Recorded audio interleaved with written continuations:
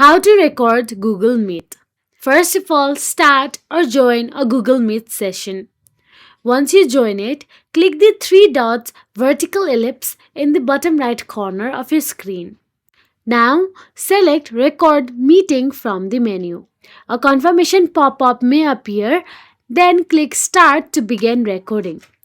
A red rec icon will appear in the top left corner to notify participants that the meeting is being recorded.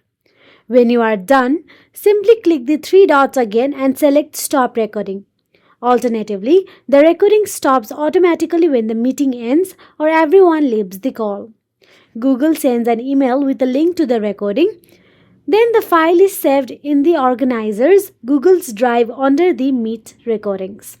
If you are using Google Workspace for education, the recording may also appear in the meeting chat. If you don't see the recording option, simply verify your account type or ask your admin to enable recording permissions. So that is it. If you found this video helpful, please like, share and subscribe, and thank you so much for watching.